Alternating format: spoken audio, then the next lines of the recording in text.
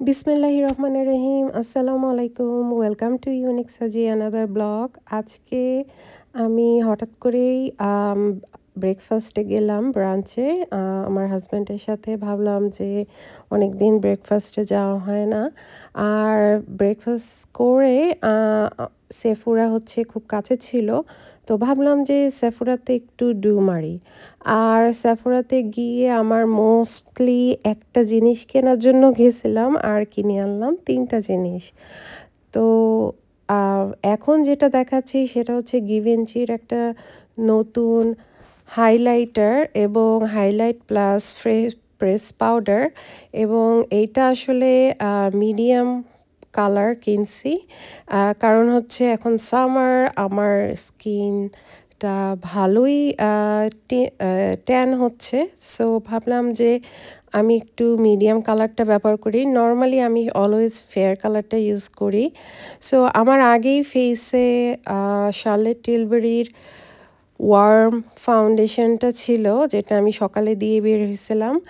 আর এখন আমি দিচ্ছি হচ্ছে পাউডারটা। ফার্স্ট আমি পাউডারটা দিচ্ছি। জাস্ট এই পাউডারটা দেখলাম যে একটু ভালোই কালার আছে, সো আমি দিলাম। আমি বেসিক্যালি চিকে দেওয়ার চেষ্টা করছি এবং দেখলাম যে এটা কেমন বসে যায় এবং দেখলাম এটি স্কিনের সাথে কিন্তু খুব সুন্দর করে বসে যায়। যদিও আমার স্কিনের জন্য এই কালারটা একটু ওয়ার্ম অ্যান্ড একটু ডার্ক, বাট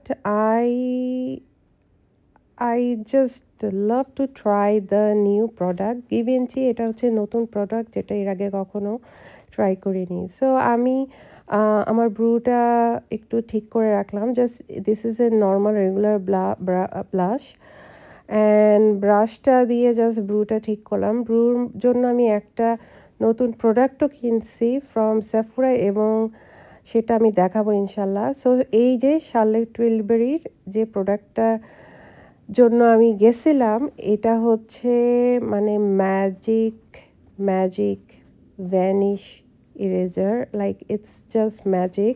আমি অনেক ইউটিউব ব্লগে দেখেছি এবং দেখে যখন দেখলাম যে এটা খুব কুইকলি আপনার ডার্ক সার্কেল, আমার চোখের নিচে অনেক ডার্ক সার্কেল আছে, যেরকম আজকে দেখতে পারতেছেন যে আমি কিন্তু চোখে কোনো মেকআপ ইউজ করিনি। আমি নর্মালি কাউন্সিলার ইউজ করি। আমার কাছে মনে হয় কাউন্সিলারের অভাব নাই এরকম অবস্থা, কারণ আমি চোখের নিচে কাউন্সিলার খুবই ব্যবহার করি।